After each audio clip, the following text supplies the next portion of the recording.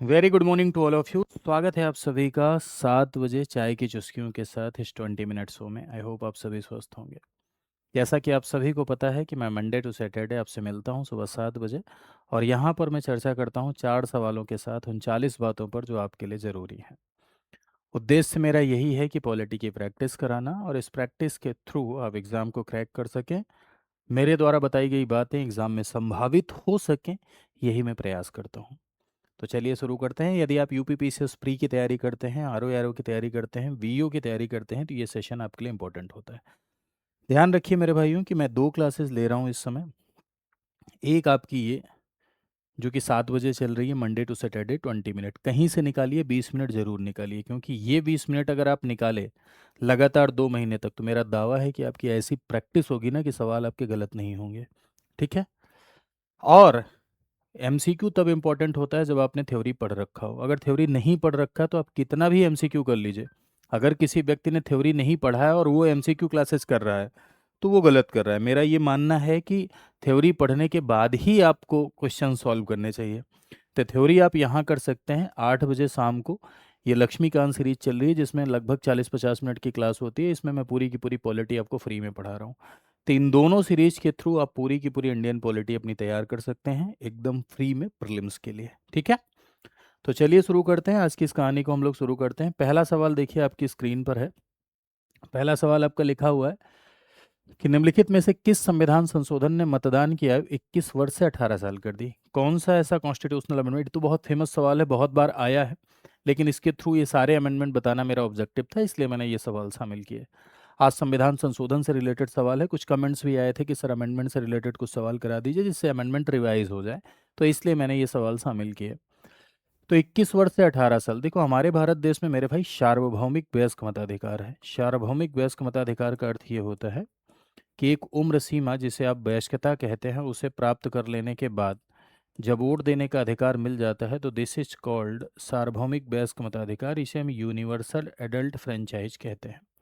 Article 326 of the constitution, अनुच्छेद 326 के तहत आपको सार्वभौमिक वयस्क मताधिकार यानी यूनिवर्सल एडल्ट फ्रेंचाइज आपको मिला। ठीक है। लोकसभा और विधानसभा के चुनाव में वोट करने का अधिकार आपको, आपका लीगल राइट है, यानी आपका कैसा अधिकार है, विधिक अधिकार है, लोकसभा और विधानसभा के चुनाव में वोट करने का अधिकार। अब यहाँ पर वयस्कता की जो उम्र है, सार्वभौमिक वयस्क मताधिकार का अर्थ है कि एक वयस्कता की उम्र सीमा प्राप्त कर लेने के बाद जब वोट देने का अधिकार मिल जाता है तो उसे सार्वभौमिक वयस्क मताधिकार कहते हैं। पहले ये उम्र सीमा 21 साल थी, लेकिन 61वें संविधान संशोधन अधिनियम 1989 के द्वारा इस उम्र सीमा को घटाकर 21 साल से 18 साल कर दिया गया। अभी राइट नाउ 18 साल के ऊपर का प्रत्येक व्यक्ति, यदि यदि उसका नाम निर्वाचक नामावली में है, यानी यदि उसका नाम वोटर लिस्ट में है, तो वो वोट दे सकता है लोकसभा के चुनाव में और विधानसभा। नागरिक होना चाहिए, नागरिकों को ही अधिकार है। ठीक है। तो ये आपका 61वां संविधान। 52वां संविधान संशोधन आपका ये एंटी डिफेक्शन लॉ से संबंधित है, दल बदल कानून से संबंधित है। 52nd कॉन्स्टिट्यूशनल अमेंडमेंट एक्ट 1985, जिसने दल बदल कानून को भारत देश में इंट्रोड्यूस किया, और इसी संविधान संशोधन के द्वारा एक 10th शेड्यूल यानी 10वीं अनुसूची जोड़ी गई जो कि दल बदल कानून से संबंधित है। दल बदल की दशा में सांसद और विधायक, यानी एंटी डिफेक्शन लॉ है ये, दल बदलने की दशा में सांसदों और विधायकों की अयोग्यता का आधार बताता है। ठीक है। 52वां संविधान संशोधन। 42nd कॉन्स्टिट्यूशनल अमेंडमेंट को आप मिनी कॉन्स्टिट्यूशन, लघु संविधान कहते हैं। इंडियन कॉन्स्टिट्यूशन में जो सबसे ज्यादा संशोधन हुए, भारत के संविधान में सबसे ज्यादा संशोधन 42वें के द्वारा हुए। इसी के द्वारा प्रियम्बल में 3 शब्द जोड़े गए, SSI। इसी के द्वारा राष्ट्रपति को मंत्रिपरिषद की सलाह को मानने के लिए बाध्य किया गया। इसी के द्वारा फंडामेंटल ड्यूटीज यानी मौलिक कर्तव्य जोड़े गए। 42वां संविधान संशोधन एक ऐसा संविधान संशोधन है जिसमें सबसे ज़्यादा चेंजेस किए गए, इसीलिए इसे मिनी कॉन्स्टिट्यूशन कहते हैं। अब 42वें संविधान संशोधन में ऐसी बातें जो कि कॉन्स्टिट्यूशनल मोरालिटी के लिए ठीक नहीं थी, कुछ एब्सोल्यूट चीज़ें जोड़ दी गई थी, उसे ठीक किया गया 44 के द्वारा। 44 के द्वारा ही राइट टू प्रॉपर्टी यानी संपत्ति के अधिकार को मौलिक अधिकार से हटाया गया। 44वें संविधान संशोधन के द्वारा ही 42वें में जहां जहां लिख दिया गया था समीक्षा नहीं होगी, उसे समीक्षा के दायरे में शामिल किया गया 44वें के द्वारा। जैसे आपने सुना होगा कि 38वें संविधान संशोधन के द्वारा ये लिख दिया गया था कि 352, 356, 360 आपातकाल की न्यायिक समीक्षा नहीं होगी, उसे 44 के द्वारा क्या किया गया, ठीक किया गया। ठीक है। 42वें संविधान संशोधन के द्वारा लिख दिया गया था कि काउंसिल ऑफ मिनिस्टर की बात मानने के लिए राष्ट्रपति बाध्य है। 44 में उसे ठीक किया गया कि भाई एक बार वापस कर सकता है। क्लियर है बात? तो ये कुछ इंपॉर्टेंट चीजें हैं जो ये संशोधन से रिलेटेड यानी अमेंडमेंट से रिलेटेड थी। इसमें आंसर आपका 61वां संविधान संशोधन हो जाएगा, राइट आंसर। ठीक है। आगे आते हैं 103वें संविधान संशोधन द्वारा निम्नलिखित में से कौन सा अनुच्छेद जोड़ा गया था? 15(4), 15(5), 15(6), 16(3). ठीक है। इसमें कौन सा अनुच्छेद 103rd कॉन्स्टिट्यूशनल अमेंडमेंट के द्वारा जोड़ा गया 103वां संविधान संशोधन? तो समझिए जरा सा।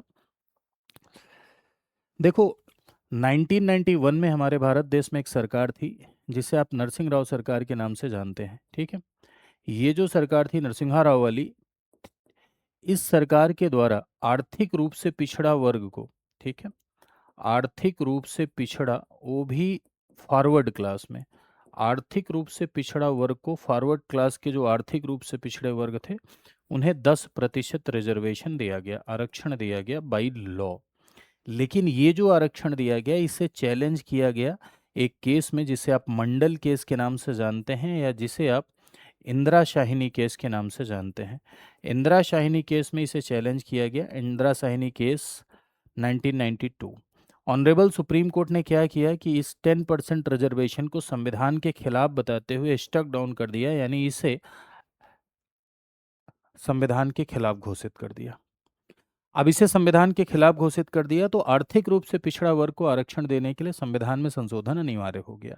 यही कारण रहा कि मोदी गवर्नमेंट आई तो उन्होंने क्या किया, 103वां संविधान संशोधन लेकर आए और 103वें संविधान संशोधन अधिनियम के द्वारा आर्टिकल 15 में छठा क्लॉज जोड़ा गया और इसके थ्रू शिक्षा में ईडब्ल्यूएस के लिए आरक्षण का रास्ता साफ कर दिया गया। आर्टिकल 16 में छठा क्लॉज जोड़ा गया और इसके थ्रू नौकरी में ईडब्ल्यूएस के लिए 10% रिजर्वेशन का रास्ता साफ कर दिया गया। तो 15 का छठा क्लॉज और 16 का छठा क्लॉज जोड़ा गया 103 कॉन्स्टिट्यूशनल अमेंडमेंट के द्वारा, यानी 103वें संविधान संशोधन के द्वारा। तो यहाँ जो लिखा है 15 का फोर्थ, नहीं, ये गलत लिखा, ये आपका फर्स्ट कॉन्स्टिट्यूशनल अमेंडमेंट की उपज था। ठीक है। 15 का पांचवा क्लॉज ये 93वें संविधान संशोधन की उपज है। छठा क्लॉज जो 15 का है ये 103वां संविधान संशोधन है। ठीक। 16 का जो ये थर्ड क्लॉज है ये पहले से था, ये बाद में नहीं आया। 15 का चौथा क्लॉज कहता है कि state can make special provision for SC, ST, SB, EB, अनुसूचित जाति, अनुसूचित जनजाति, सामाजिक पिछड़ा और शैक्षिक पिछड़ा के लिए विशेष प्रावधान किया जा सकता है। खासकर शैक्षणिक संस्था, जो सरकारी शैक्षणिक संस्था है यानी गवर्नमेंट एजुकेशनल इंस्टीट्यूशंस है, वहाँ इंट्रेंस में, गवर्नमेंट एजुकेशनल इंस्टीट्यूशंस में, गवर्नमेंट संस्थान में, सरकारी एजुकेशनल इंस्टीट्यूशन में प्रवेश में आरक्षण दिया जा सकता है। ये चौथा क्लॉज। पांचवा क्लॉज प्राइवेट एजुकेशनल इंस्टीट्यूशन, अल्पसंख्यक संस्थान छोड़ के प्राइवेट एजुकेशनल इंस्टीट्यूशन में प्रवेश में रिजर्वेशन दिया जा सकता है। ठीक है। फिर उसके बाद हम लोग आते हैं छठा क्लॉज, ये ईडब्ल्यूएस मैंने बताया ही आपको। 16 का तीसरा क्लॉज ये ओरिजिनली था, पहले से ही था। 16 का तीसरा क्लॉज ये है कि भाई जैसे 16 में लिखा है कि 7 आधार, जिन आधारों पर भेदभाव नहीं होगा सरकारी नियोजन में, यानी कोई सरकारी नौकरी में अगर पार्टिसिपेट कर रहा है तो। 16 का तीसरा क्लॉज ये कहता है कि निवास के आधार पर भेदभाव हो सकता है लेकिन संसद कानून बनाएगा। ये 16 का थर्ड क्लॉज है। तो इसमें आंसर क्या हो जाएगा? आंसर आपका सी हो जाएगा, 15 का छठा clause. This is your right answer. ठीक है। आगे आते हैं भाई, निम्नलिखित में से किस संशोधन ने लोकसभा और राज्य विधानसभा में एंग्लो इंडियन के लिए आरक्षण के प्रावधान को समाप्त कर दिया? 103, 104, 102, 105। देखो एक बात समझिए, यहाँ पर यहाँ बात एंग्लो इंडियन की हो रही, आंग्ल भारतीय की। तो आंग्ल भारतीयों के जो नेता थे संविधान सभा में, जिनका नाम था फ्रैंक एंथनी साहब, फ्रैंक एंथनी साहब ने इस बात की डिमांड करी थी कि उन्हें पॉलिटिकल रिजर्वेशन दिया जाए। तो फुल तो नहीं दिया गया लेकिन लिमिटेड वे में पॉलिटिकल रिजर्वेशन दिया गया।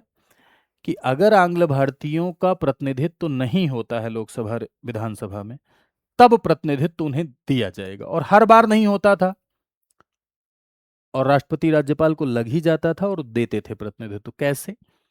तो आर्टिकल 331 में यह प्रावधान था कि यदि राष्ट्रपति को लगता है कि लोकसभा में एंग्लो इंडियन का रिप्रेजेंटेशन नहीं हुआ है, तो दो एंग्लो इंडियन यानी दो आंग्ल भारतीय को वो नॉमिनेट कर सकता है। ठीक है। 333 में ये लिखा था कि राज्यपाल को यदि ऐसा लगता है कि विधानसभा में आंग्ल भारतीय का मनोनयन नहीं हुआ है, तो वो एक आंग्ल भारतीय को नॉमिनेट कर सकता है। और हर बार लग जाता था इन लोगों को, क्योंकि इससे सरकार का नंबर बढ़ता है, और हर बार ये नॉमिनेट करते थे। शुरुआत में संविधान में जब इसे दिया गया तो ये लिखा गया कि 10 साल बाद अगर प्रतिनिधित्व हो जाता है तो स्वतः समाप्त हो जाएगा। ये पॉलिटिकल रिजर्वेशन है। इसी के साथ एससी एसटी को भी रिजर्वेशन दिया गया था, उनके लिए भी यही लिखा गया था। 330 से और 332 से एससी एसटी को रिजर्वेशन मिला था। ठीक है। और उनके लिए भी यही लिखा गया था कि 10 साल बाद समाप्त हो जाएगा। 10 साल नौकरी वाला रिजर्वेशन नहीं है जो व्हाट्सएप और फेसबुक विश्वविद्यालय से आप पढ़ लेते हैं और एकदम चढ़ने लगते हैं, 10 साल मिला, 10 साल मिला, तो फर्जी कुछ भी बोलते रहते हैं।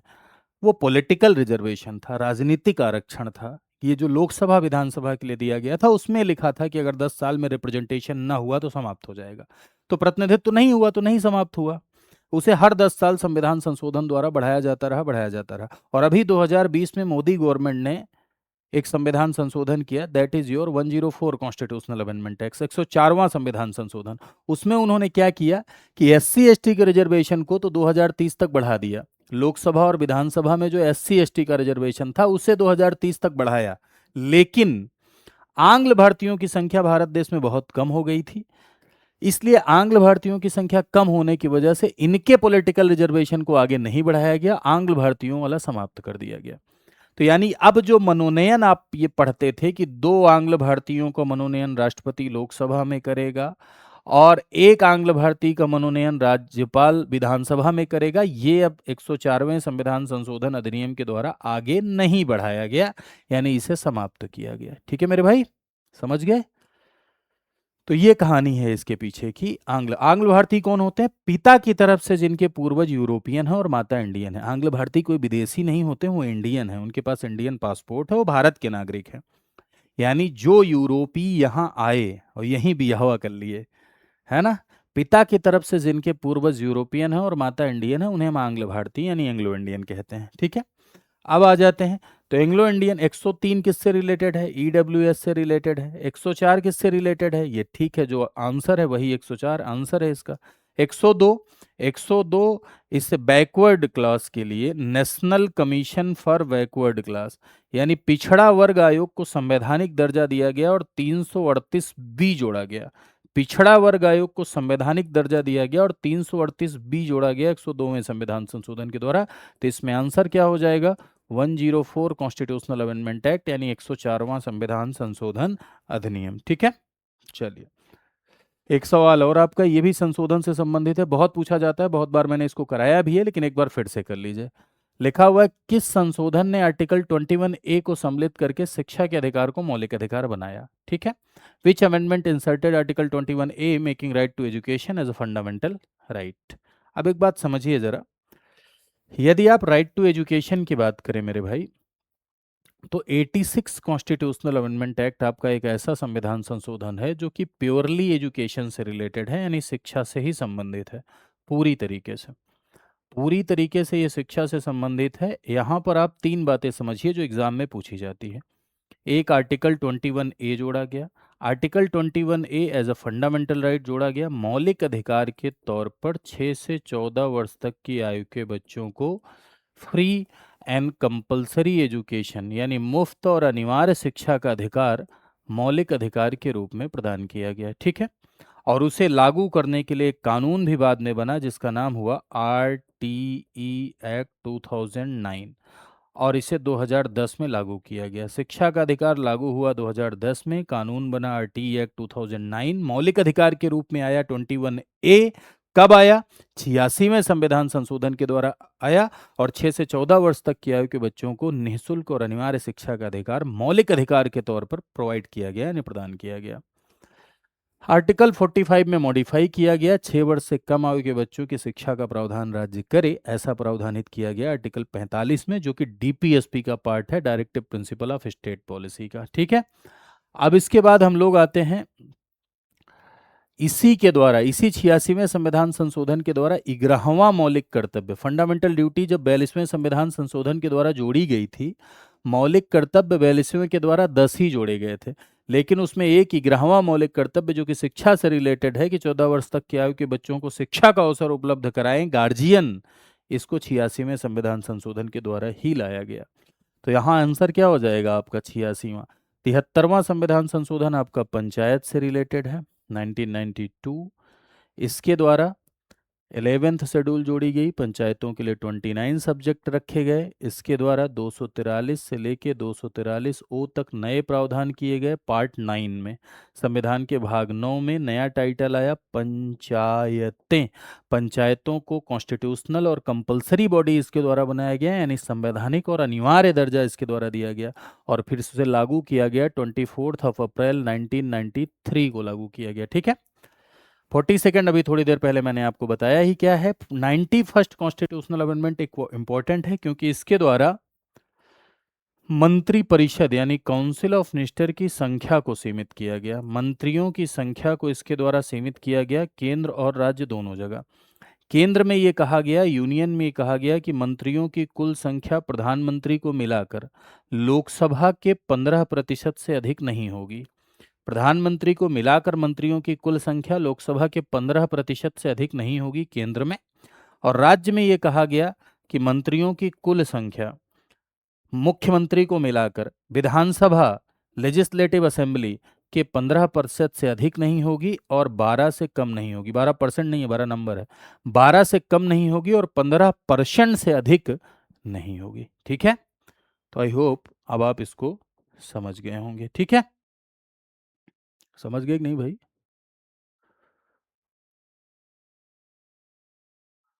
चलिए, बहुत अच्छा।